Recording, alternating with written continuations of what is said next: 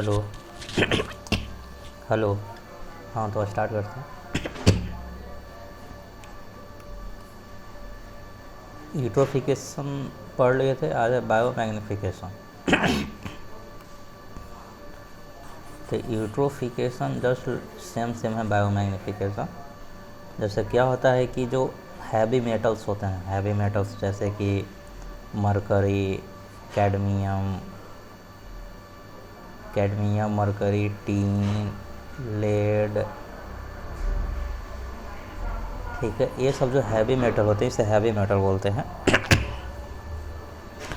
तो ये सब इंडस्ट्री से निकलता है, ठीक है। इंडस्ट्री से निकल कर के कहाँ आया? रिवर में आया, ठीक है। अब रिवर में क्या है? फिश है, ठीक है। तो फिश के अंदर मरकरी, कैडमियम, टीन और लेड चला जाता है, ठीक है। अब हम हैं आदमी, एक आदमी है, वो मछली खाता है भाई। तो जब मछली खाएगा ये आदमी तो इसमें भी मरकरी और कैडमियम आ जाएगा, कुछ मात्रा आएगा। अगर ये मछली खाना स्टार्ट कर दे और मछली खाएगा और मछली पकड़ेगा और मछली पकड़ेगा, ठीक है, प्रतिदिन, मतलब कि ये रेगुलर मछली खाता है, मछली खाने की इसकी आदत है। तो धीरे धीरे धीरे धीरे ये जो आदमी है, मनुष्य है, उसमें मरकरी और कैडमियम की मात्रा बढ़ने लगेगा, ठीक है। तो इसी को बोलते हैं बायोमैग्निफिकेशन। अगर किसी भी फूड चेन में हैवी मेटल्स की मात्रा बढ़ने लगे या बढ़ जाए तो उसे बायोमैग्निफिकेशन बोलते हैं। सिंपल सी बात है। अभी ज़रूरी नहीं कि मरकरी, कैडमियम, टीन, लेड ये सब तो इंडस्ट्री से निकलता ही है, प्लस और भी चीज़ें हैं जो बायोमैग्निफिकेशन में आते हैं, जैसे कि डीडीटी हो गया, डीडीई हो गया, डिल्ड्रीन हो गया। ये सब जो हार्मफुल केमिकल्स है ये नॉन बायोडिग्रेडेबल है। तो ये जो केमिकल्स हैं ये हम डालते हैं कहाँ? फसल पे डालते हैं, खेतों में अपना यूज़ करते हैं। तो जब खेत में बरसात आएगा तो जो कीटनाशक जो डाले हैं पेस्टिसाइड फसल के ऊपर, वो वाश हो कर के पानी में घुल करके नदी में चला जाएगा या नहर में चला जाएगा, वहाँ पर भी मछली प्रेजेंट है, ठीक है। फिर उसके बाद मछली के बॉडी में जाएगा, मछली हम खाएंगे, फिर मेरे बॉडी में आएगा, ठीक है। तो केमिकल्स जो है हमारे बॉडी में जमा होने लगते हैं, इनकी मात्रा बढ़ने लगती है। इसे क्या बोलेंगे? बायोमैग्निफिकेशन। तो बायोमैग्निफिकेशन कुछ नहीं है, फूड चेन में हैवी मेटल्स की मात्रा अगर बढ़ने लगे तो उसे बायोमैग्निफिकेशन बोलते हैं, ठीक है। जैसे मरकरी की मात्रा अगर हमारे शरीर में बढ़ जाए तो उसे होता है मिनीमाता डिजीज, ठीक है। बायोमैग्निफिकेशन ऑफ मरकरी, अगर मरकरी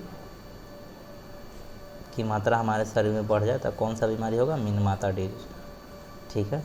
अगर कैडमियम की मात्रा बढ़ जाए, कैडमियम, तो कौन सा डिजीज होता है? इटाई, ठीक है। तो यही बायोमैग्निफिकेशन है। डीकम्पोजिशन हम लोग पहले पढ़ चुके हैं कि भाई इसमें बायोलॉजिकल ऑक्सीजन डिमांड पढ़ रहे थे कि जो ऑर्गेनिक वेस्ट है उसका डीकम्पोजिशन होता है। तो इसमें दो टाइप के ब्रेकडाउन होता है, एक एनारोबिक ब्रेकडाउन होता है, एक एरोबिक ब्रेकडाउन होता है। तो एरोबिक ब्रेकडाउन होता है इन प्रेजेंस ऑफ ऑक्सीजन, ये याद रखना है। और एनारोबिक जो ब्रेकडाउन होता है ये होता है विदाउट प्रेजेंस ऑफ ऑक्सीजन। तो एरोबिक ब्रेकडाउन हो रहा था बायोलॉजिकल ऑक्सीजन डिमांड में, ठीक है। माइक्रोब्स था, वो ऑक्सीजन का डिमांड कर रहा था डिकम्पोज करने के लिए, किसको? ऑर्गेनिक वेस्ट को। तो एरोबिक ब्रेकडाउन होता है, एनारोबिक ब्रेकडाउन होता है। अब एरोबिक ब्रेकडाउन कौन सा बैक्टीरिया करता है, एनारोबिक ब्रेकडाउन कौन सा बैक्टीरिया करता है, ये हम लोग नाइट्रोजन साइकिल में पढ़ेंगे।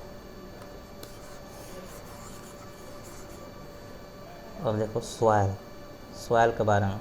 अब फॉर्मेशन ऑफ सॉइल, तो मिट्टी जो है दो तरीके से बनता है, ठीक है। एक वेदरिंग से बन जाता है, दूसरा है भाई केमिकल वेदरिंग। सॉरी, वेदरिंग होता है, एक पेडोजिनेसिस होता है। देखो, वेदरिंग एंड पेडोजिनेसिस। तो पेडोजिनेसिस से कैसे मिट्टी बनता है और वेदरिंग से कैसे बनता है ये भी पढ़ेंगे। इसमें कुछ नहीं है। वेदरिंग मतलब कि टूटना फूटना ऐसे समझ जाओ, ठीक है। Break down of bigger, weathering का मतलब क्या होता है, break down of bigger rocks into a smaller minerals particle is called weathering. तो वेदरिंग का मतलब होता है टूटना, बड़े बड़े पार्टिकल छोटे छोटे रूप में टूट जाते हैं।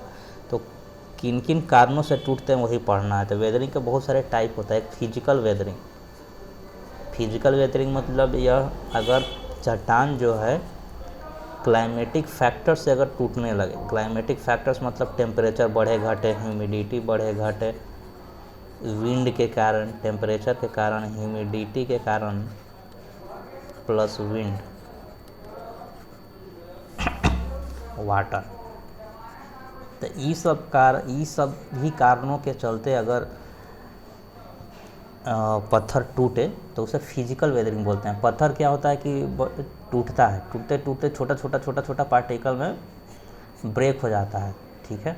तो इसी सब चीज़ों से तो सिल्ट बनता है, सॉइल बनता है, ठीक है। वेदरिंग प्रोसेस से सॉइल बनता है, मतलब बड़े बड़े पत्थर अगर छोटे छोटे टुकड़ों में टूटते जाएँ, छोटे छोटे और छोटे छोटे और छोटे छोटे टुकड़े में टूटे जाए तो एक टाइम में सॉइल बनेगा। तो पहला प्रोसेस क्या है, फिजिकल वेदरिंग। फिजिकल वेदरिंग में कौन कौन आएगा भाई, फिजिकल वेदरिंग कौन कौन करेगा, क्लाइमेटिक फैक्टर्स, ये सब तो क्लाइमेटिक फैक्टर्स है ना, टेम्परेचर डिसाइड करते हैं, क्लाइमेट डिसाइड करते हैं हम, सॉरी, जैसे टेम्परेचर, ह्यूमिडिटी, ये सब क्लाइमेट चेंज के लिए रिस्पॉन्सिबल है। विंड, वाटर, नहीं, पश्चिमी हवाएं, पूर्वी हवाएं चलने से मौसम बदल नहीं जाता है, तो क्लाइमेटिक चेंज के लिए रिस्पॉन्सिबल है। चलो देखते हैं। तो टेम्परेचर जो है वो कैसे बड़े बड़े पत्थर को तोड़ता है भाई।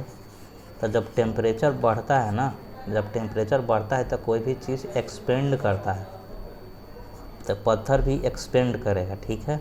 और फिर अगले टेम्परेचर अगर डाउन हो जाए तो अगर कोई भी टेम्परेचर अगर डाउन हो जाता है तो कोई भी चीज़ कॉन्ट्रैक्ट करता है, मतलब सिकुड़ता है। तो इसमें बराबर भाई, इसमें हमेशा एक्सपेंड होगा, कभी कॉन्ट्रैक्ट होगा, एक्सपेंड होगा, कॉन्ट्रैक्ट होगा, ठीक है। और ये बराबर मात्रा में नहीं होता है, ज़रूरी नहीं कि भाई जितना एक्सपेंड हो जाए, दूसरे मान लेते हैं कि 1 mm एक्सपेंड हो गया तो 1 mm ही कॉन्ट्रैक्ट होगा, ऐसे नहीं होता है। तो अनइक्वल एक्सपेंशन एंड कॉन्ट्रैक्शन होता है, ठीक है। तो इसके कारण इसमें दरार आने लगता है, पत्थर में दरार आ जाता है, ठीक है, पहाड़ों में दरार आ जाता है। अब दरार आता है और प्लस अगर कस के विंड बहने लगे, आंधी तूफान आ जाए और स्टॉर्म आ जाए तो ये जो भाग है टूट जाती है, टूट के फिर वापस आ जाता है, नदी में मिल जाता है। फिर नदी के धाराओं में वाटर उसको क्या करता है कि बहा बहा के पत्थर उथर में घिस के टकरा के छोटा छोटा बना देता है, ठीक है। तो इससे मिट्टी का निर्माण होता है। तो हम लोग समझे पहला क्या, फिजिकल वेदरिंग, इसमें क्या क्या, temperature, humidity, wind and water के हेल्प से फिजिकल वेदरिंग होता है। पत्थर जो है छोटे छोटे टुकड़ों में टूट जाते हैं, बस यही खाली ध्यान रखना है वेदरिंग। और इसमें कुछ पढ़ना नहीं, इसमें क्या सवाल आएगा, ऐसे खाली एक बार सुन लेना है। दूसरा है भाई केमिकल वेदरिंग। एक तो हम लोग क्लाइमेट चेंज मतलब फिजिकल वेदरिंग से देखे, अब केमिकल वेदरिंग में क्या होता है, इसमें होता है कुछ प्रोसेस होता है, जैसे कि हाइड्रोलिसिस एक प्रोसेस होता है, हाइड्रेशन एक प्रोसेस होता है, ऑक्सीडेशन एंड रिडक्शन, ये सब जो केमिकल प्रोसेस होता है ना, केमिकल प्रोसेस के कारण पत्थर जो है टूट जाते हैं। जैसे कि मान लेते हैं एसिड रेन हो गया है, इसके कारण भी पत्थर में दरार आने लगता है। यहाँ लिखा हुआ the breaking down of complex compound by the carbonics and present in water and acidic substance derived from the decomposition of organic matter in the soil. For example, chemical weathering.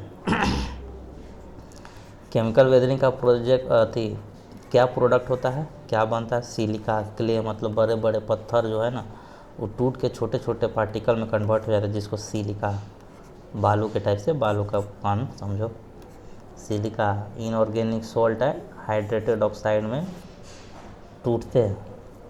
तो ये सब याद नहीं करना है, बस ये याद रखना केमिकल वेदरिंग कुछ होता है, ठीक है। कोई केमिकल प्रोसेस जैसे कि या तो ऑक्सीडेशन रिडक्शन हो जाए पत्थरों के ऊपर, या फिर हाइड्रोलिसिस हाइड्रेशन, ठीक है, या फिर एसिड रेन, अगर ज़्यादा मात्रा में एसिड रेन होने लगे तो भी पत्थर में दरार आता है, पत्थर टूटना स्टार्ट हो जाता है, बस। तीसरा है बायोलॉजिकल वेदरिंग। बायोलॉजिकल वेदरिंग क्या होता है भाई, जैसे कुछ बायोलॉजिकल प्रोसेस भी होते हैं जिससे कि पत्थर टूट जाते हैं। एग्जाम्पल के तौर पे ये पत्थर है, इस पर क्या होता है कि मोसेस या लाइकेंस उगने लगते हैं। अब लाइकेंस उगता है ना तो इसका जो जड़ है वो अंदर तक चला जाता है, पत्थर के अंदर तक, जिससे पत्थर में दरार हो जाता है। बस ऐसे याद रखो। देखो, biological weathering is done by the living organism such as lichens and bryophytes, जैसे कि मोसेस।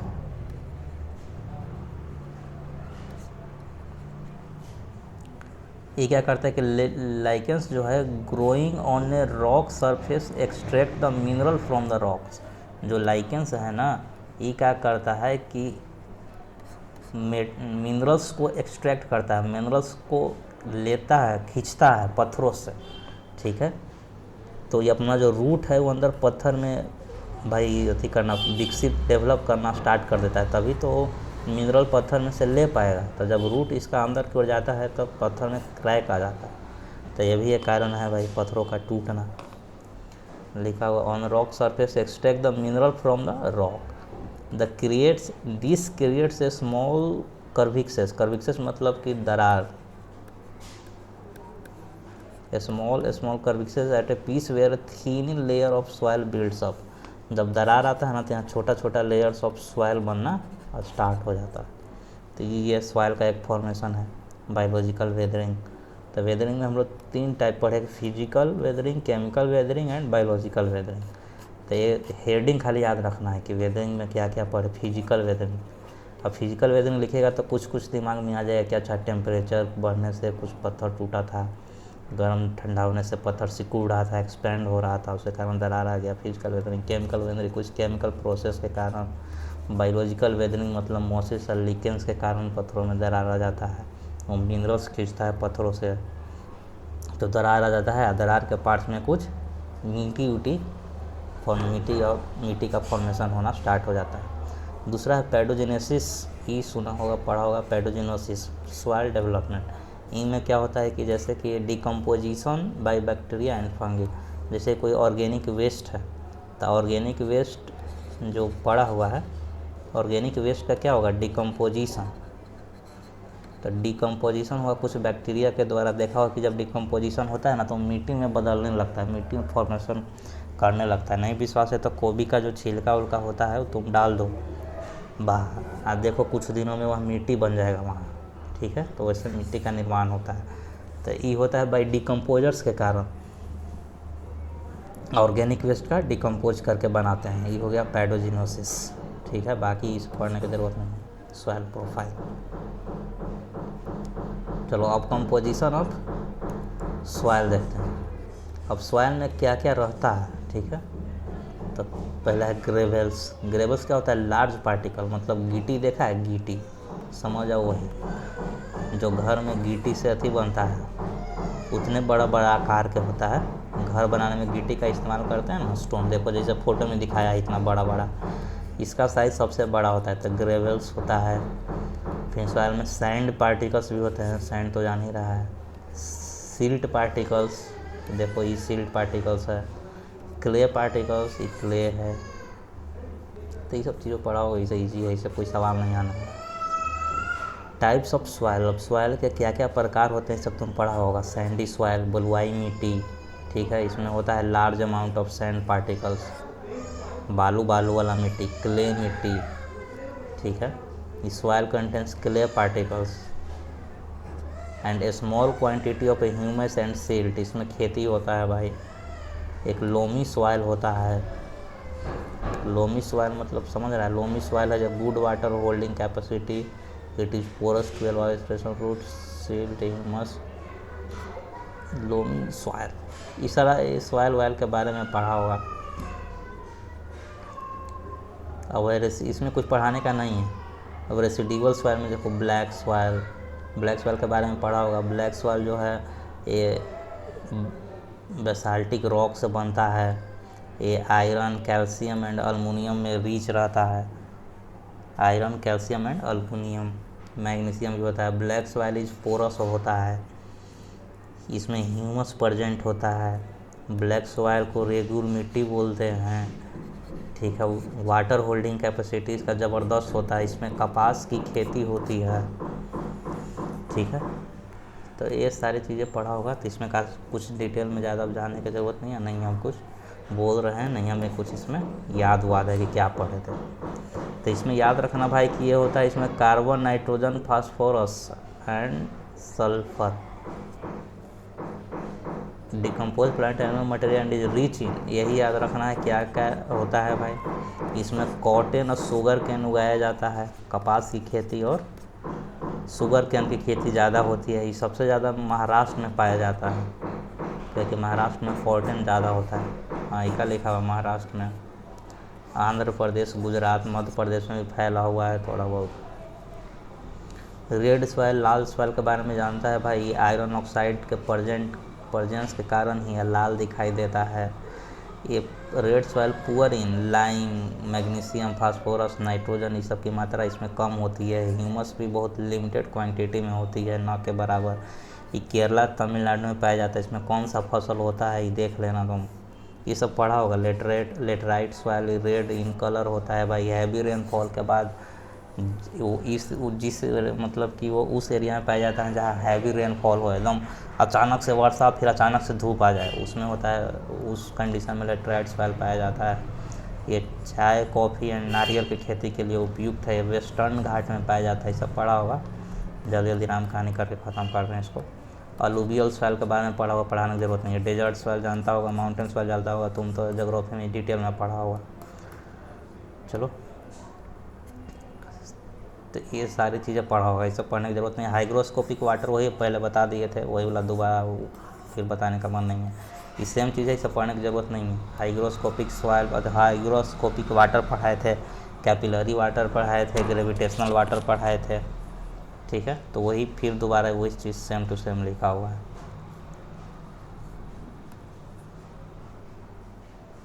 अब देखो सॉइल इरोजन। सॉइल इरोजन मिट्टी का कटाव जानते हो, बचपन से ही सब पढ़ा होगा, 7वें 8वां में। अब सॉइल इरोजन के कारण देख लो, क्या क्या कारण हो सकते हैं कॉजेज ऑफ सॉइल इरोजन। पहला, स्ट्रॉन्ग विंड। क्वेश्चन दे देगा कि what is the causes of soil erosion, हालांकि देगा नहीं, इतना हल्का सवाल, ये सब कोई बना देगा फिर। तो कॉज क्या है भाई, स्ट्रॉन्ग विंड। अगर बहुत तेज़ी से आंधी तूफान बहे तो मिट्टी इधर से उधर होने लगते हैं भाई, उससे भी सॉइल इरोजन होता है। इका लिखा हुआ है, winds carry away the fine soil particles to other places.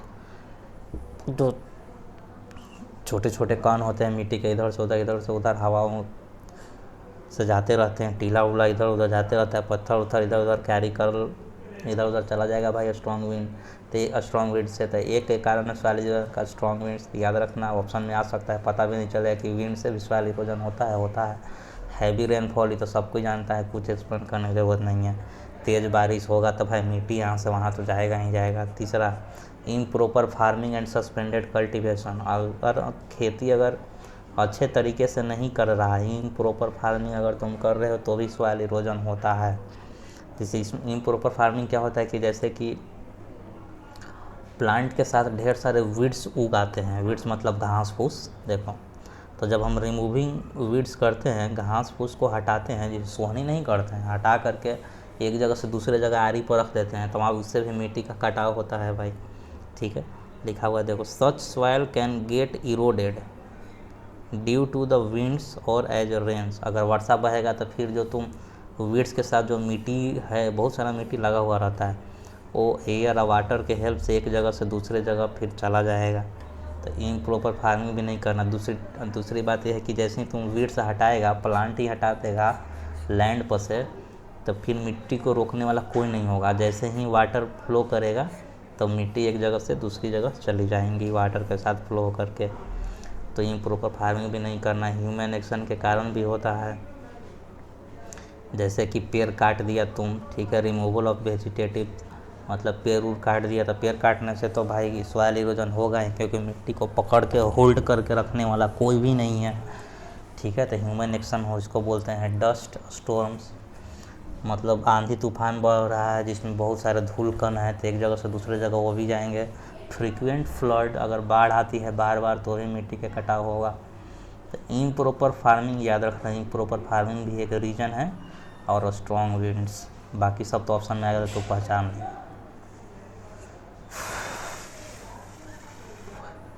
ठीक है, और ऐसा भी नहीं करना है जैसे कि ह्यूमन एक्शन में तो प्लांट व्लांट ट्री वगैरह काट देते हैं, ठीक है, ये भी आएगा ह्यूमन एक्शन में। दूसरा ओवर ग्रेजिंग, एनसीईआरटी में ओवर ग्रेजिंग पे एक पैराग्राफ लिखा हुआ है, तो ओवर ग्रेजिंग भी ध्यान रखना। ओवर ग्रेजिंग भी, अति चराई से भी सॉइल इरोजन होता है। सब घास उस अगर बकरी चर लेगा तो ज़मीन को होल्ड करने के लिए, मिट्टी को होल्ड करने के लिए तो कुछ बचा नहीं। अब जैसे ही बारिश आएगा, चाहे तेज़ हवाएं चलेगी, तो मिट्टी एक जगह से दूसरी जगह जा सकती है, तो उससे भी सॉइल इरोजन होता है। अब इफ़ेक्ट ऑफ सॉइल इरोजन का क्या प्रभाव पड़ता है, उससे क्या लॉस है। पहला है loss of fertility and desertification. अगर तुम अति चराई कर दिया, ओवर ग्रेजिंग कर दिया, तो ऊपर जो सरफेस है, फर्टाइल जो सरफेस है, वो तो पानी के बहाव से तो एक जगह से दूसरी जगह चला जाएगा। ऊपरी जो परत जो फर्टाइल है, वो एक जगह से दूसरी जगह चले जाएगा, तब भाई तो नीचे वाला परत तो ज़्यादा फर्टाइल होता नहीं है, तो ये लॉस ऑफ फर्टिलिटी हो जाएगा। ठीक है, फर्टाइल लैंड नहीं रहेगा, डेजर्टिफिकेशन होने लगेगा, मरुस्थलीकरण होने लगेगा। ठीक है, मतलब मरुस्थल में कन्वर्ट होने लगेगा। जो टॉप फर्टाइल सॉइल है वो तो रहेगा नहीं। जब ऊपर के जो घास है, उस सब बकरी से तुम चरा दोगे, तो जो ऊपर टॉप फर्टाइल लैंड है, वो तो पानी जब आएगी तो टॉप फर्टाइल लैंड तो पानी के साथ बह करके चला जाएगा, बच जाएगा नीचे वाला पार्ट। तो नीचे वाला पार्ट तो ज़्यादा फर्टाइल होता नहीं है, तो धीरे धीरे मरुस्थलीकरण होने लगेगा, धीरे धीरे डेजर्ट बनने लगेगा, पेड़ पौधा नहीं उगेगा। तो नहीं इस पर क्या प्लांट वगैरह भी काटना है, नहीं ट्री काटना है, नहीं ओवर ग्रेजिंग करना है।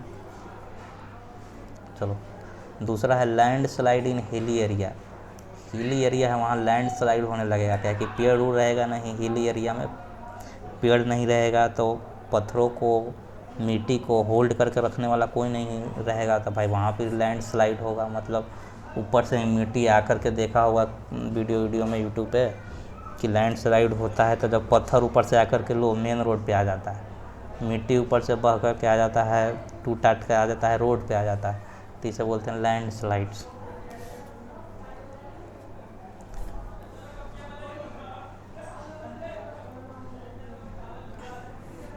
Flash flood,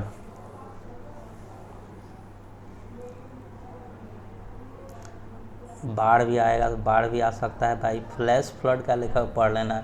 vegetation in the hilly region absorbs soil intake, barren hills और hills with can not absorb the much water. वही है, अगर बारिश पड़ेगा, तब बारिश अगर होगा तो मिट्टी जो है बारिश के साथ बह कर के भाई टिक नीचे आ जाएंगी। दूसरी बात है कि जो ऊपर वेजिटेटिव पार्ट्स है नहीं, तो वाटर के भी होल्ड करके कोई नहीं रखेगा, वाटर को होल्ड नहीं किया जा सकता है डायरेक्टली। वाटर का बहाव तेज़ होगा तो फ्लड आएगा। ठीक है, फेमाइंस मतलब एक्सेसिव शॉर्टेज ऑफ फूड। जब मिट्टी का कटाव होगा तो प्लांट वगैरह नहीं उगेंगे भाई, पौधे नहीं उगेंगे, फसल नहीं उग पाएगा। जब फसल नहीं उगेगा तो हम लोग खाएंगे क्या। सिल्टिंग ऑफ वाटर रिजर्वर्स, ये समझो क्या होता है। सिल्टिंग ऑफ वाटर रिजर्वर क्या होता है, सॉइल इरोजन से एक समस्या आती है, जैसे कि बांध है। ठीक है, अब बांध में ऐसे नहीं बांध बनाया जाए, बांध सीधा बनाया जाए।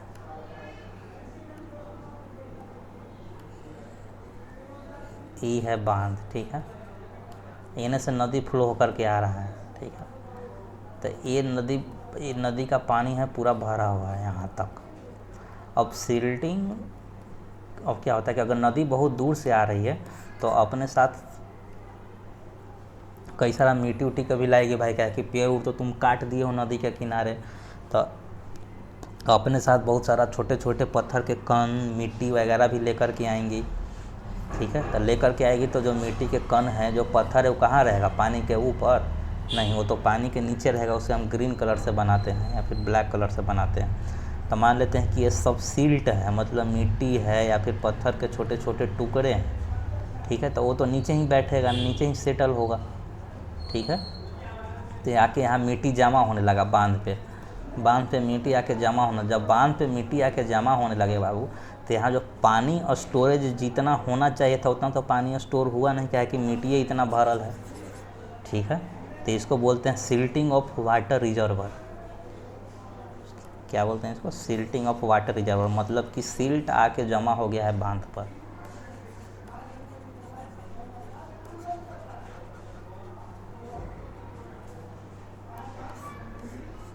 तो यहाँ लिखा हुआ है, उससे क्या क्या प्रॉब्लम होगा आप देख सकता है, पढ़ लेना। Water reservoirs lowers the water level, तो वाटर लेवल तो कम कर ही दे रहा है भाई, इतने में सिल्ट है तो पानी का स्टोरेज क्षमता खत्म हो जाएगा, वाटर लेवल ज़्यादा नहीं रह पाएगा, ठीक है। अब हम लोग बांध जैसे बनाते हैं, अपना डेहरी ओन सोन वाला बांध है, तो इसलिए ना कि बरसात के दिनों में हम पानी स्टोर करते हैं डेहरी ओन सोन में, गर्मी के दिन में पानी छोड़ता है जिससे नहर में आता है, तो हम लोग गेहूँ वगैरह पटाते हैं, धान वगैरह पटाते हैं, ठीक है। अगर सिल्टिंग उसका हो जाए डेहरी ऑन सोन का, तो भाई वाटर लेवल तो कम ही बचेगा, तो किसान के लिए तो इतना ही पानी बचाना, ठीक है। तो इसे ही लॉस है सिल्टिंग ऑफ वाटर रिजर्वर का। और आगे देखते हैं और क्या इंपॉर्टेंट है। Positive effect of soil erosion, soil erosion का पॉजिटिव इफेक्ट क्या है भाई, इससे भी कोई फ़ायदा होता है क्या, पढ़ के देखते हैं। फर्टिलिटी में be enhanced when soils are washed down from the hills into river valleys and deltas और डिपोजिट। अच्छा, इससे एक एडवांटेज ये है कि जब नदी का मुहाना होता है, डेल्टा वगैरह, जैसे नदी फ्लो होकर के आ रही है, एक यहाँ चला गया, तो नदी क्या करता है कि यहाँ एक डेल्टा का निर्माण कर लेता है। तो ये जो मिट्टी जो है यहाँ पे बीच में, ये मिट्टी वो है जो नदी अपने साथ बहा करके लाया है, तो ये तो फर्टाइल ही होंगे। तो ये जो डेल्टा है यह बहुत ही फर्टाइल लैंड होता है, फर्टाइल लैंड होता है। जैसे दानापुर के लोग क्या बोलते हैं, हम लोग दियर बोलते हैं, उस गंगा जी के बीच में जो ज़मीनवा है वो बहुत फर्टाइल है, ठीक है, क्योंकि वो मिट्टी है, वो फर्टाइल लैंड है जो नदी अपने साथ बहा करके लाया है। तो इसे पॉजिटिव इफेक्ट है। पॉजिटिव इफेक्ट क्या है भाई, तो बेवकूफ़ी है, इतने एरिया में डेल्टा कितना बड़ा होगा, इतने ना, हम मिट्टी काटते काटते कहाँ कहाँ से लाया है भाई, इस हमारे ज़मीन अनफर्टाइल होते जा रहा है। खेत का पानी, खेत का मिट्टी बह करके नहर में, नहर से सोन नदी में, सोन नदी से गंगा, गंगा नदी में समुद्र वगैरह जा रहा है, तो अच्छी बात है थोड़ी है। डेल्टा का एरिया ही कितना बड़ा होगा। खैर छोड़। प्रिवेंशन ऑफ सॉइल इरोजन, हम सॉइल इरोजन को हम लोग बचाएं कैसे भाई, तो सॉइल इरोजन कैसे बचाओगे, जैसे कि तुम्हारा खेत है तो तुम कैसे बचाओगे, तो कहे कि अच्छा ये बात है, जब हम सोहनी करेंगे तो घास उस निकाल देंगे, तो एक काम करेंगे, देखो कैसे बचाया जाता है। खेत है ये वाला, अब खेत में तुम देखा होगा आरी, जिसको इंग्लिश में बोलते हैं कंटूर, सीमा बना देते हैं। तो अगर हम ये आरी बना दें तो इसमें जब बारिश का पानी आएगा, अब फ्लो करेगा, तो आरी रोक लेगा भाई, कंटूर रोक लेगा, ठीक है। तो कंटूर बनाते हैं हम लोग, देखो कंटूर बंडिंग, ठीक है, कंटूर बनाते हैं, आरी बना देते हैं ताकि पानी के बहाव ना हो, ठीक है। Sowing grasses and planting xerophytes, हम लोग घास वगैरह उगा सकते हैं, जैसे कोई लैंड है इसी छोड़ा हुआ जिसमें खेती नहीं होता, उसमें घास उगा दो, उसका मिट्टी नहीं बह करके जाएगा, जो घास है वो मिट्टी को पकड़ कर रखेगा। इंटेंसिव क्रॉपिंग, इंटेंसिव क्रॉपिंग क्या कहा है, कहने का मतलब है कि हमें सालों भर खेती करना है। अगर हम ऐसे ही छोड़ देंगे खेत को, तो हो सकता है भाई उस पर घास भी नहीं है तो उसका मिट्टी बह करके चला जाएगा। वही बोल रहा है कि if the field remain cover with crop through out the year, अगर फील्ड जो है हमेशा कवर रहता है क्रॉप से, फसल से पूरा साल, तो सॉइल इरोजन नहीं होगा। हाँ बिल्कुल सही बात है, इसको बोलते हैं इंटेंसिव क्रॉपिंग, मतलब सालों फसल लगाओ, ज़मीन को मत छोड़ो। अगर ज़मीन ठीक है छोड़ दिए तो तुम घास उस पर कम से कम बो दो, घास लगा दो। दूसरा में लिखा हुआ है कि सोइंग ग्रासेस। तीसरा है टेरेस फार्मिंग, ये पहाड़ी एरिया में होता है। पहाड़ पे क्या होता है कि जैसे कि पहाड़, टेरेस फार्मिंग में क्या होता है, वही ज़मीन पे हम लोग आरी बनाते हैं तो उसको आरी बोलते हैं, कंटूर बोलते हैं, लेकिन हिली एरिया में उसको टेरेस बोलते हैं। जैसे कि ये है, यहाँ पे एक बांध बना दिए, मतलब आरी कर दिए, तब जो ऊपर से पानी आएगा ये आरी रोकेगा, फिर आरी बना दिए, तो स्लो फॉर्म में खेती करते हैं पहाड़ी एरिया में, ठीक, वही बोल रहे हैं टेरेस के तरफ, ठीक है। तो ये वाटर को कुछ एब्जॉर्ब करेगा, वाटर और सॉइल को फ्लो नहीं होने देगा डायरेक्टली, सॉइल को फ्लो डायरेक्टली नहीं होने देगा। तो एक स्लोप बना बना हम पहाड़ी एरिया में खेती करते हैं और एक बांध बना देते हैं, कंटूर बना देते हैं, जिसे उसी को बोल रहा है ये टेरेस फार्मिंग। देखो slopes are divided into number of flat या फील्ड्स। स्लोप्स बना देते हैं, जैसे हम लोग यहाँ फ्लैट खेती करते हैं ना हम लोग, वैसे ही वो लोग स्लोप बना करके फ्लैट खेती करता है। जैसे कि स्लोप है, यहाँ आरी बना देगा, हो गया एक खेत, फिर यहाँ एक आरी बना देगा तो एक खेत हो जाएगा। ये भी जस्ट लाइक ए फ्लैट दिखेगा, ठीक है। तो ये मिट्टी को फ्लो होने से डायरेक्टली बचाता है। अपन विंड ब्रेक करना है, मतलब rows of tree and shrubs are planted at right angle to the prevailing wind flow. अगर विंड ऐसा फ्लो हो रहा है तो हम राइट एंगल पर एक पेड़ लगवाते हैं, इस टाइप से राइट एंगल, ताकि हवाओं को रोके, डायरेक्टली हवा को रोके। तो विंड ब्रेकर्स लगा देते हैं, मतलब पेड़ को रोक देते हैं, ठीक है। Proper drainage canals around the field, अच्छे से भाई कैनल्स अच्छी व्यवस्था में रखेंगे, मतलब एक सुव्यवस्थित तरीक़ों से, जैसे देखो जैसे मिट्टी का कटाव ना हो। जैसे this method involves the removal of excess rain water through a small drainage canals from the around the field. Proper drainage system भाई रखते हैं, जिससे कि एक्सेसिव जो रेन वाटर हो वो प्रॉपर फ्लो हो। जैसे ड्रेनेज सिस्टम हमारे गांव में अच्छा है, जैसे नाली उली वगैरह ये सब अच्छे से बनाया जाता है। ड्रेनेज मतलब पानी का निकास अच्छे से।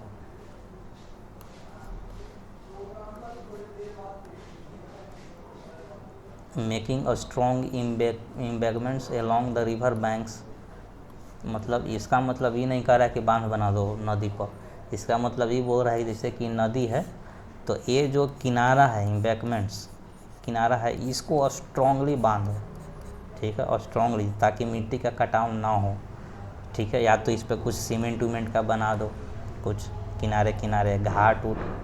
कहने का मतलब है कि जो एम्बैंकमेंट्स है, जो किनारा है, वो स्ट्रॉन्गली बना होना चाहिए। तो making a strong embankments along the river. Embankment का मतलब समझ में आया होगा क्या होता है।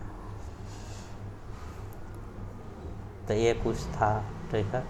अब है सॉइल पोल्यूशन के बारे में हम लोग पढ़ेंगे। सॉइल ये सब पढ़ने की ज़रूरत नहीं है, मिट्टी का कटाव कैसे होता है वही बता रहा है। देखो सॉइल पोल्यूशन अब पढ़ते हैं हम लोग यहाँ, सॉइल पोल्यूशन।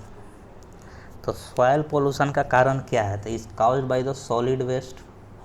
सॉइल पोल्यूशन किससे फैलता है? सॉलिड वेस्ट से। सॉलिड वेस्ट क्या हो गया? या तो हमारे डोमेस्टिक वेस्ट हो गए, सब्जी वगैरह छिलका उलका डालते हो, या फिर तुम प्लास्टिक रैपर्स वगैरह तुम फेंक देते हो, ठीक है। तो ये सब सॉइल पोल्यूशन के कारण है। या फिर केमिकल्स जो इंडस्ट्री से आते हैं वो भी सॉइल पोल्यूशन का कारण है। तो क्या क्या है? Solid waste and chemicals.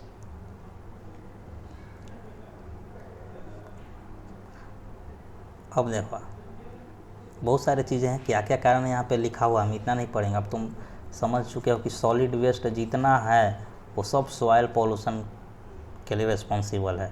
Solid waste में बहुत सारे आ गए, बायोडिग्रेडेबल हो गया, नॉन बायोडिग्रेडेबल हो गया, जितने एग्जांपल जानते हो बायो और नॉन बायो में।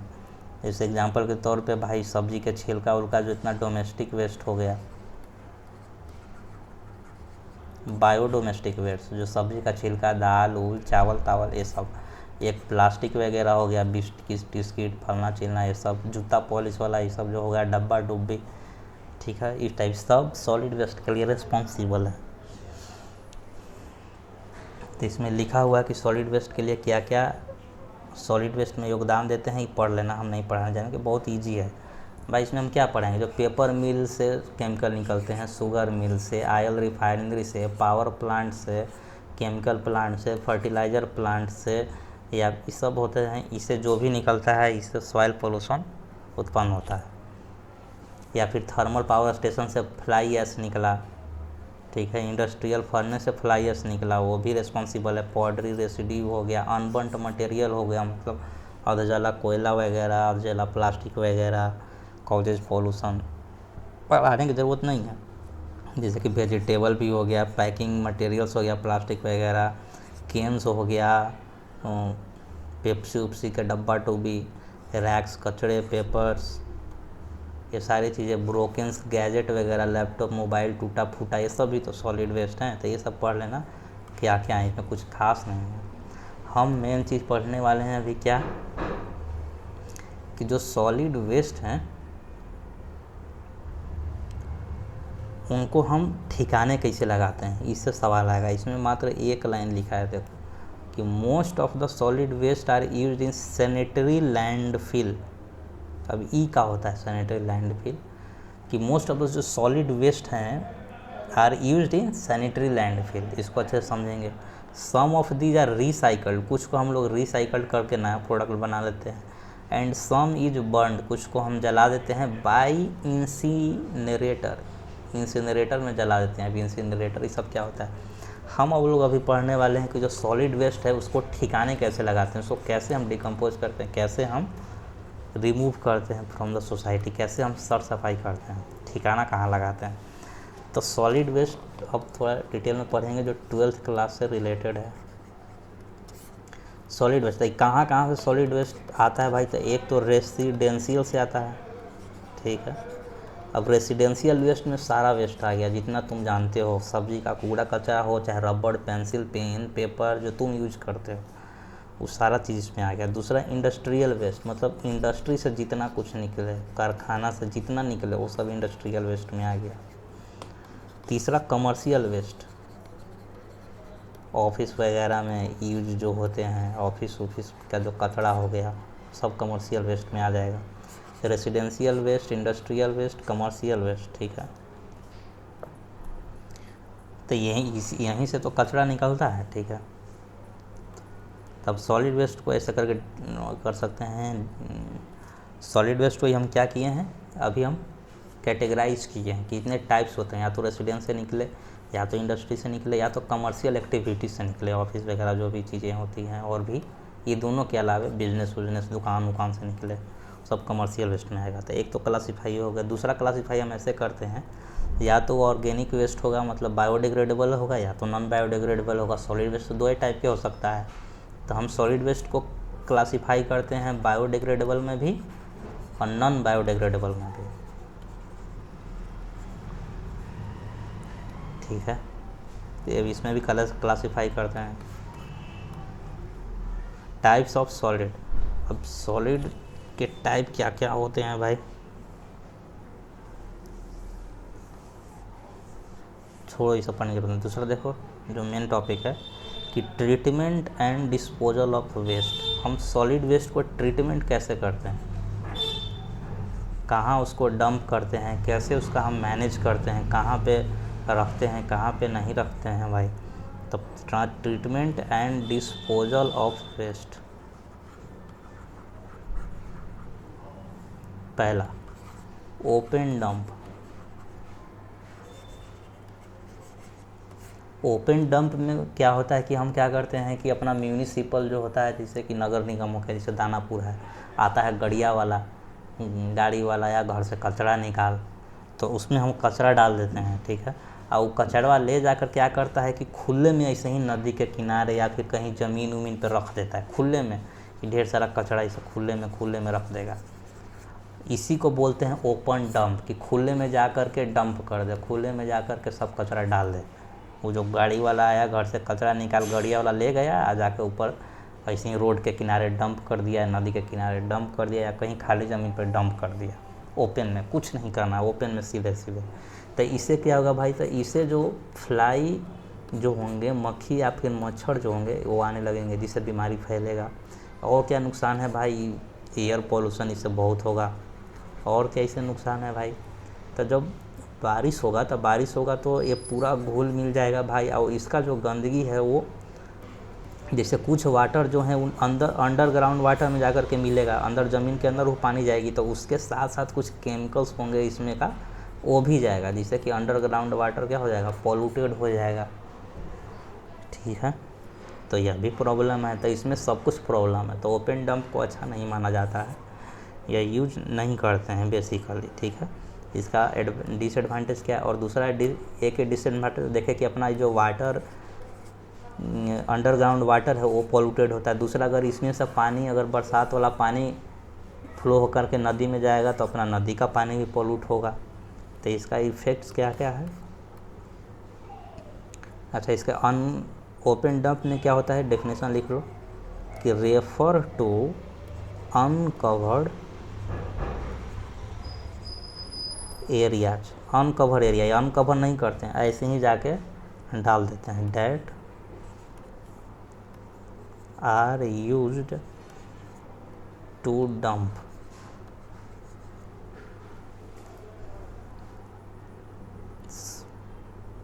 Solid waste of all kind. अब हम ओपन डंप में क्या देखें कि ऐसे ही आया, गाड़ी वाला आया, घर से कचरा निकाल वाला जो गाड़ी है वो आया, जमा किया, जा कर के कहीं नहर के किनारे, रोड के किनारे डंप कर दिया। उसमें हम यह नहीं देखे कि इसमें कौन बायोडिग्रेडेबल है, कौन नॉन बायोडिग्रेडेबल है, भाई कौन रिसाइकल होने लायक है, कौन रिसाइकल नहीं होने लायक है, सब एक में डाल दिए। मतलब नहीं है कि वो चाहे ना हो। तो इससे नुकसान क्या क्या है, फ्लाई आ जाएगा, मॉस्किटो आएगा, बीमारी फैलाएगा। दूसरा क्या हो गया नुकसान, बताया कि अभी बारिश का पानी आएगा, ठीक है, जमा होगा, उसके साथ घुले मिलेगा, फिर वो पानी जाएगा अंडरग्राउंड में, तो अंडरग्राउंड वाला पानी गंदा होगा।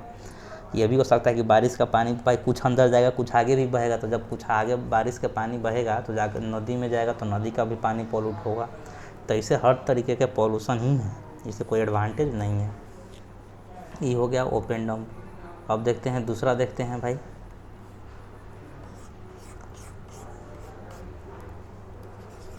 दूसरा टाइप के कैसे डंप करते हैं, तो लैंडफिल।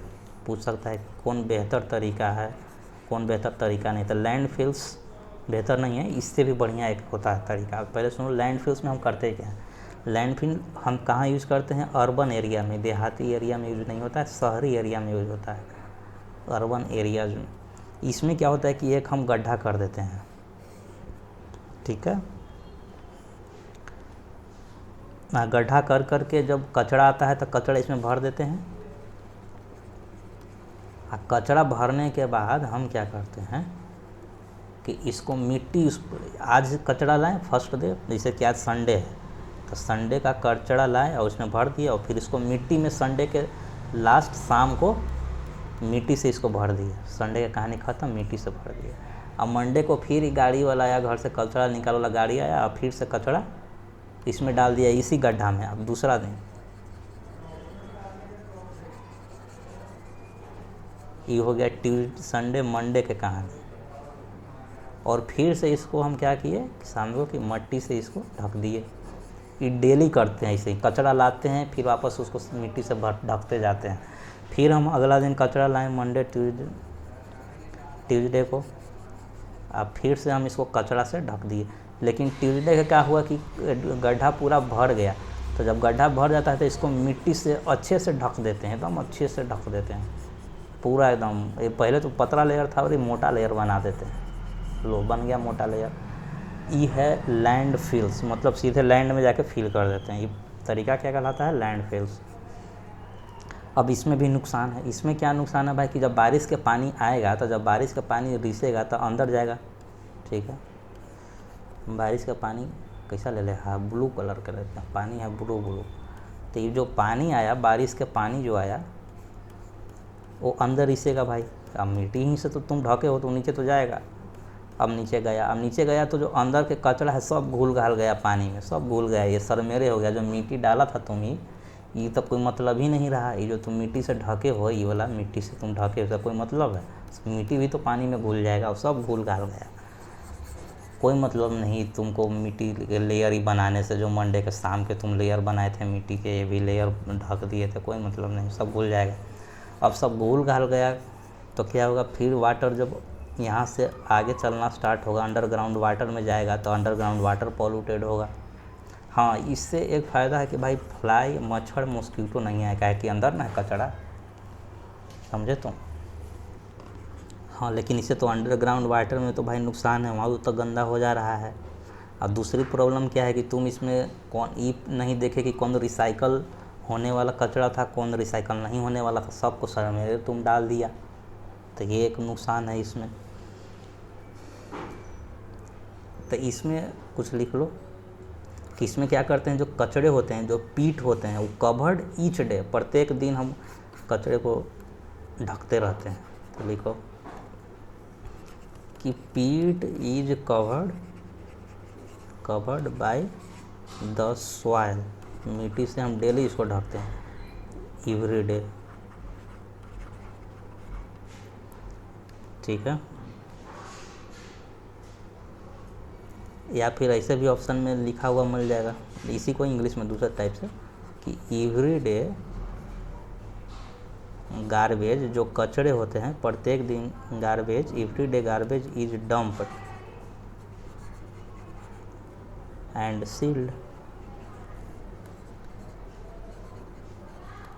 और कि pit is covered by the soil.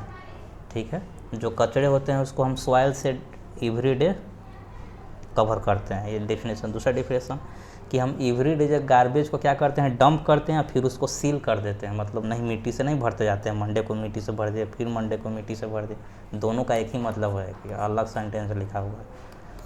English तुम्हारा कमज़ोर है इसलिए दो लिख दिए।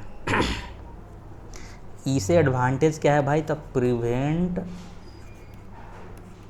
The breeding of flies. इसमें फ्लाइज का प्रोडक्शन रुक हो जाएगा। इसमें तो मक्खी मच्छर नहीं लगेगा, क्या कि ऊपर से तो मिट्टी से ढका हुआ है। लेकिन इसमें डिसएडवांटेज क्या है कि अंडरग्राउंड वाटर जो है वो कंटामिनेट हो जा रहा है। ठीक है, तो ग्राउंड वाटर जो है, ग्राउंड वाटर कंटामिनेट का प्रॉब्लम है इसमें। इसीलिए अब हम दूसरे तरफ के चलते हैं कि और कोई है क्या।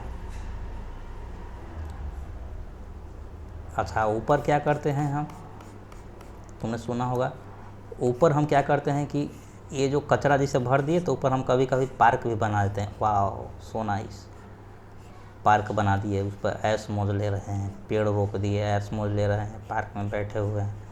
लेकिन जब बारिश आएगा तो नीचे के कचरा घुलेगा और ग्राउंड वाटर है वो तो पॉल्यूट होगा। ये इसे समस्या है। ठीक है, लैंडफिल से समझ गए। ऊपर तुम भले तुम पार्क उगा लिए, अब पार्क बना लिए, बैठ गए चेयर लगा के, लेकिन जब बारिश का मौसम आएगा तो पानी नीचे जाएगा, और जब पानी नीचे जाएगा तो ग्राउंड वाटर पॉल्यूट होगा। इसमें डिसएडवांटेज था। अब अगला में चलते हैं, लैंडफिल्स देख लिए, तीसरा देखते हैं।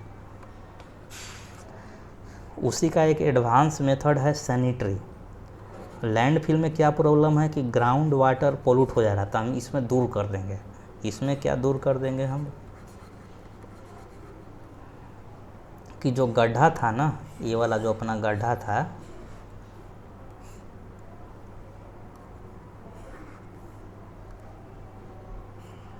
ये हम कंक्रीट से मतलब प्लास्टर कर देंगे, ऊपर लेयर प्लास्टर कर देंगे इसको, नीचे वाला। अब पानी नीचे जाके दिखाओ, इसको हम क्या किए, प्लास्टर कर दिए। नीचे वाला जो एरिया है, नीचे भी प्लास्टर कर दिए गड्ढा में। अब जब हम ऊपर मिट्टी डालेंगे, ऊपर जब हम कचरा डालेंगे, अब मिट्टी से ढक देंगे, ये मिट्टी से ढक दिए, मिट्टी से ढक दिए, फिर कचरा डाल दिए अगला दिन, अब फिर मिट्टी से ढक दिए। तो अब बताओ, ठीक है, बारिश के दिनों में पानी आया, ठीक, और ऊपर ऐसे ही करके अब भर दिया, ऊपर पार्क उर्क बना लिए, जो करना है करते रहो, अपना कुर्सी बैठा लो, जो करना है करो। तो लेकिन एक बात बताओ, जब बारिश के पानी आएगा, पानी है ब्लू, तो नीचे का कचरा मिल जाएगा। अब वो रिसना स्टार्ट होगा, नीचे की ओर जाएगा तो जा ही नहीं पाएगा। यहाँ तो सीमेंट का बनाया हुआ है, ये सब तो सीमेंट वाला पार्ट है। तो अब जो वाटर है वो ग्राउंड वाटर में जाके मिक्स होगा नहीं, क्या कि यहाँ सीमेंट का ये सब बना हुआ है, ये सब सीमेंट है। तो ये होता है सैनिटरी लैंडफिल्स। यही अब तुम्हारा किताब में लिखा हुआ था, सैनिटरी लैंडफिल्स, इसी को बोलते हैं जैसे कि most of the solid waste are use in sanitary landfills. तो ये याद रखना, सैनिटरी लैंडफिल्स क्या होता है, यही आजकल यूज होता है। हम क्या करते हैं कि पहले कुछ चीज़ें रिसाइकल होता है, उसे रिसाइकल कर लेते हैं, जो बच गया उसको हम सैनिटरी लैंडफिल्स में डाल देते हैं।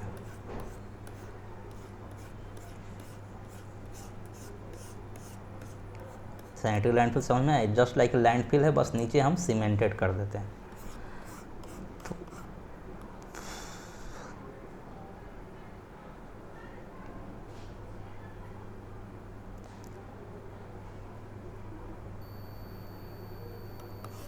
अब देखो, इसमें देख लो एक लाइन। अच्छा, जो अंडरग्राउंड वाटर रिस के जो नीचे जाता है ना, जैसे देखो ये रिस करके, ये अंडरग्राउंड वाटर, इसमें ग्राउंड वाटर है, अब रिस करके वो आ रहा है, तो ये जो वाटर है ये पॉल्यूटेड वाटर है, बिकॉज कचरा से आ रहा है, तो इसको हम लोग बोलते हैं लीचिंग वाटर। क्या बोलते हैं? लीचिंग वाटर, अगर कोई पूछ ले तो। ठीक है, इम्पॉर्टेंट है कौन सा? लीचिंग, इसको लीचिंग बोलते हैं। तो लीचिंग का डिफिनेशन क्या होगा? The contamination of a ground water and soil through the landfill is known as leaching. मतलब लैंडफिल के कारण, तुम लैंडफिल किया उसके कारण ग्राउंड वाटर पोल्यूटेड हो रहा है, कंटामिनेट हो रहा है, उसे लीचिंग कहते हैं। ठीक है, तो इसी में लिखना, लैंडफिल वाले ही में लिखना, सैनिटरी लैंडफिल में नहीं। लैंडफिल, सैनिटरी लैंडफिल में तो वाटर गंदा ही नहीं हो रहा है, पानी रिस्क जा ही नहीं रहा है, सीमेंटेड तुम कर दिए हो। तो कॉन्टामिनेशन इम्पॉर्टेंट है, इसीलिए लिख रहे हैं भाई। Contamination of ground water,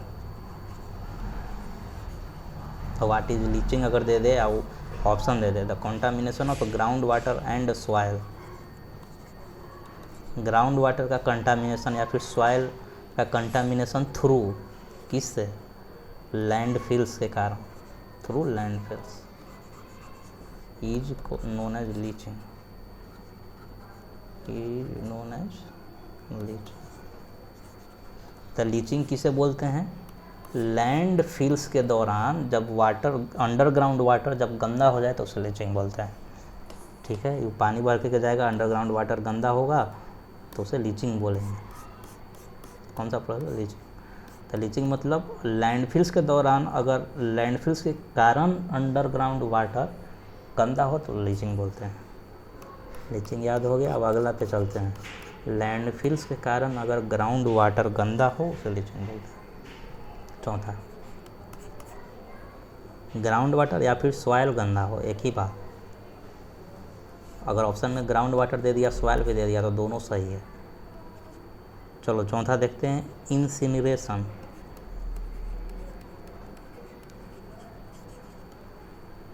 incineration भी तुम्हारा बुक में है, इंसिनरेशन प्लांट्स। इंसिनरेशन प्लांट्स क्या होता है? ये क्या करते हैं कि हम वेस्ट लाते हैं, कचड़े लाते हैं, एक भट्ठी रहता है, भट्ठी में डाल देते हैं, इसको जला देते हैं। ठीक है, बस यही है incineration plants. In presence of oxygen, जो जलाते हैं इन प्रेजेंस ऑफ ऑक्सीजन, ये इंसिनरेशन प्लांट्स है। इसमें एक लाइन डिफिनेशन लिख लो। इंसिनरेशन में होता क्या है? The process of burning waste, the process of burning waste in a large furnace, बड़ा सा फर्नेस में, भट्टी में, in a large furnace at a high temperature. तो जलाना है तो लोअर टेम्परेचर पर जलाएंगे। At a high temperature, TMP मतलब temperature, in the presence of oxygen. ये ऑक्सीजन के प्रेजेंस में जलाते हैं, उसको इंसिनरेशन बोलते हैं। इज नोन एज, जब लाश को भी बिजली से जलाते हैं, ये जो नोन है उसको भी इंसिनरेशन ही बोलते हैं, याद रखना, इंसिनरेशन।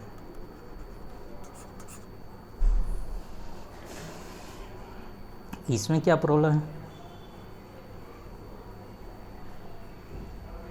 इसमें और भी, इसमें क्या करते हैं कि इसमें जो रिसाइकलेबल जो वेस्ट होते हैं, इसमें जो रिसाइकल होने वाला वेस्ट होता है उसे सेपरेट कर लेते हैं, अब जो बच गया उसको जलाते हैं। ठीक है, तो ये लिख लेना, इसमें एक फ़ायदा है। रिसाइकलेबल मटेरियल, जो रिसाइकल होने लायक है, रिसाइकलेबल मटेरियल इज सेग्रीगेटेड। इसमें हम सेग्रीगेट कर लेते हैं, मतलब अलग कर लेते हैं।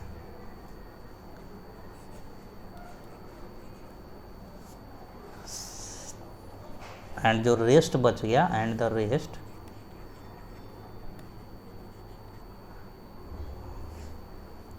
and the rest of material is burned.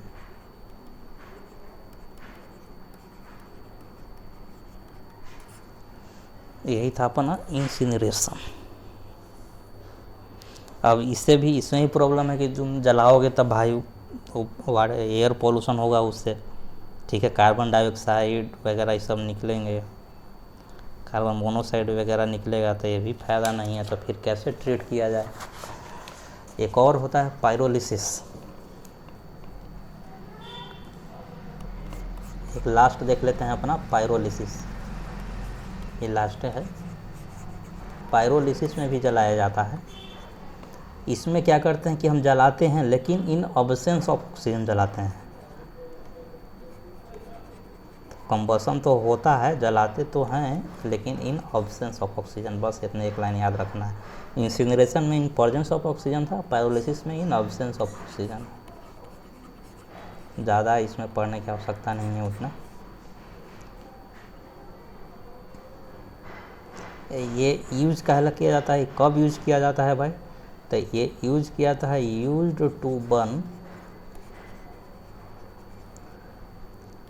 कार्बोनिशियस waste.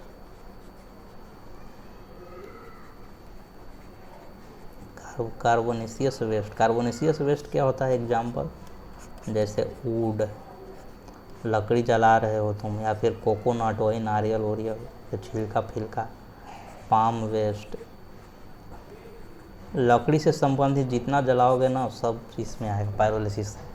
तो इसमें एक चीज़ सीखे कि incineration in presence of oxygen और pyrolysis in absence of oxygen, ये जरूर याद रखना है।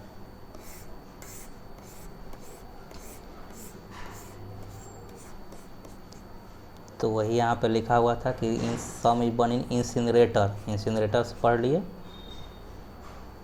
सैनिटरी लैंडफिल पढ़ लिए, ये ज़्यादातर यूज होता है, ठीक है। अब है अपना ये सब नहीं, एनिमल बायोटिक और बायोटिक कंपोनेंट वो सब पढ़ लिए हम लोग। अब हम लोग कुछ साइकिल पढ़ेंगे, जैसे nitrogen cycle, carbon cycle, oxygen cycle, वो सब 10-15 मिनट के, ज़्यादा उसमें नाइट्रोजन साइकिल सिर्फ हार्ड है, बाकी सब इजी है, तो अगले लेक्चर में पढ़ेंगे।